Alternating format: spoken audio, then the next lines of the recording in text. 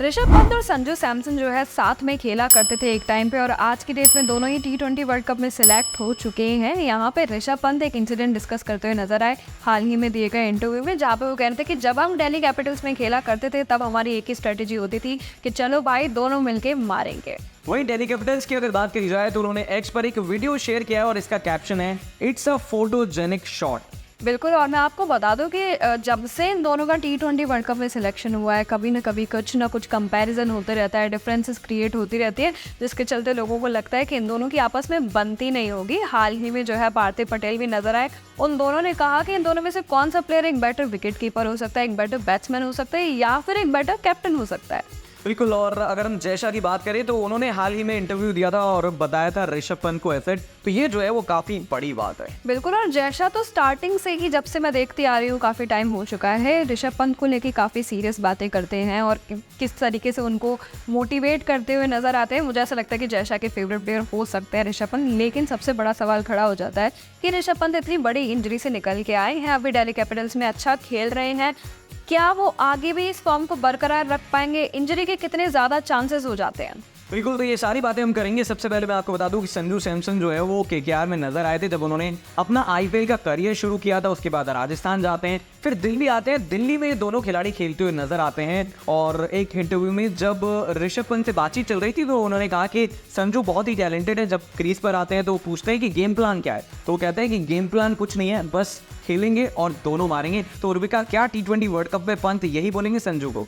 बिल्कुल, ये हो सकता है कि क्या पता दोनों का ही सिलेक्शन हो जाए प्लेइंग 11 में और दोनों ही खेलते हुए नजर आए और इस तरीके से ही स्ट्रेटजीज बनाते हुए नजर आए। बात आपने यहाँ पे संजू सैमसन की थी, तो मैं आपको बता दूं कि 2012 में जब वो KKR के साथ खेले थे तब महज 8 लाख रुपए के प्लेयर ये थे और आज की डेट में राजस्थान रॉयल में टॉप रेटेड प्लेयर ये बन चुके हैं। बिल्कुल, अब बात करते हैं ऋषभ पंत और संजू सैमसन के कंपैरिजन की, जो पार्थिव पटेल कह रहे हैं। तो मुझे लग रहा है कि कहीं ना कहीं जो सवाल वाला बाउंसर था ना, उससे बचते हुए नजर आए हैं पार्थिव पटेल। और बिल्कुल, क्योंकि सवाल कभी कभी ऐसे हो जाते हैं जिनका कोई जवाब होता नहीं है प्लेयर्स के पास। मैं आपको बता दूं कि हाल ही में इरफान पठान भी नजर आए थे कि एज अ कैप्टन कौन सा प्लेयर बेटर है, तो उनके हिसाब से मानना था कि Rishabh Pant as a captain better हो सकते हैं as compared to Sanju Samson. Sanju Samson is a better batsman than Rishabh Pant. बिल्कुल, पार्थिव पटेल का ये कहना था कि भाई दोनों खिलाड़ी अच्छा खेल रहे हैं, IPL में दोनों कैप्टन हैं, तो भाई मेरे हिसाब से T20 वर्ल्ड कप में दोनों का ही सिलेक्शन हो जाना चाहिए। लेकिन उसके लिए विराट को रोहित के संग ओपन करना पड़ेगा, जायसवाल को बाहर रखना पड़ेगा, तब ये काम हो पाएगा। बिल्कुल, लेकिन ये स्ट्रेटेजीज जो हम बना के बैठे हैं ये आगे जाके रोहित शर्मा या बाकी के जो टीम मेट्स हैं उनको सोचना होगा, उसी हिसाब से चीज़ें चलेंगी। एक बार संजू सैमसन के T20 इंटरनेशनल स्टैट्स पे नजर डाल लेते हैं। कुल मिला के 24 मैचेस खेले हैं, 21 इनिंग्स उनके आता ही, रन्स 374, एवरेज रहा है 19.68, हाईएस्ट स्कोर रहा है 77 का, और अगर मैं स्ट्राइक रेट की बात करती हूँ तो 133.57, और अगर हम हंड्रेड्स की बात करें तो अभी तक सेंचुरी जड़ना बाकी है, लेकिन 50s एक हाथ आ चुकी है। बिल्कुल, और जयशा की अगर बात करी जाए तो उनकी बात पर मैं थोड़ा जोर देना चाहूँगा। उन्होंने ऋषभ पंत को एसेट बताया था। क्यों बताया था? क्योंकि हम अगर ऑस्ट्रेलिया को देखें, हम इंग्लैंड को देखें, जहाँ पर भी पंत अब तक खेले हैं वहाँ पर उनका डोमिनेशन हमें देखने को मिला है, और इस IPL में भी हमने देखा था ना किस तरीके से फास्ट बॉलिंग की बखिया उधेड़ते हुए नजर आ रहे थे। पर बिल्कुल, और मेरे हिसाब से एसेट इसलिए भी बोला गया क्योंकि यंग गन है, अभी बहुत ज़्यादा बारूद भरा हुआ है, बस उसके चलने की देर है। और जिस तरीके से खेलते हुए नज़र आ रहे हैं दिल्ली कैपिटल्स में, बहुत सिर्फ टीम इंडिया के लिए नहीं, मेरे हिसाब से दिल्ली कैपिटल्स के लिए भी एक बहुत बड़ा एसेट है और आगे जाके बहुत ब्राइट फ्यूचर है उनका। तो जयशा ने जो बोला है इस बात से मैं बहुत ज़्यादा कई हद तक एग्री करती हूँ।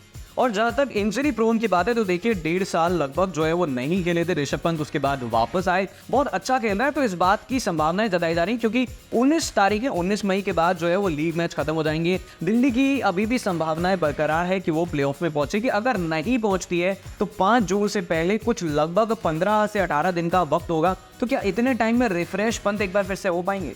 बिल्कुल हो पाएंगे कपिल, क्योंकि ये ऐसे प्लेयर्स हैं जो टीम इंडिया के मैचेस को बहुत ज़्यादा तूल देते हैं, ना कि IPL को। बहुत सारे प्लेयर्स अभी भी प्लेइंग 15 में ऐसे शामिल हैं जिनके लिए टीम इंडिया के मैचेस इतने इंपॉर्टेंट नहीं होते। आई होप आप समझ गए होंगे मैं किसकी बात कर रही हूँ यहाँ पे। बिल्कुल, हार्दिक पांड्या की बात मैं कर रही हूँ। इंजरी के लिए अगर आप शक करते हैं तो ऐसे प्लेयर्स पे ज़्यादा शक करिए जो ऐसे टाइम पे आके इंजर्ड हो जाते हैं, ना कि ऐसे प्लेयर्स के लिए जो अपनी पूरी जी जान से मेहनत कर रहे हैं ताकि आगे अच्छा प्रदर्शन दे पाएँ। तो बिल्कुल हमें तो ऐसा लग रहा है कि इंजरी अभी ऋषभ पंत को नहीं छूने वाली है, बहुत ज़्यादा फिट नज़र आ रहे हैं। और जैसा ने एसेट भी बताया, तो क्या संजू सैमसन और ऋषभ पंत को लेकर जो लगातार कंपैरिजन चल रहा था कि कौन खेलेगा, तो आप भी बता सकते हैं कि किस खिलाड़ी को टीम इंडिया की 11 में शामिल होना चाहिए।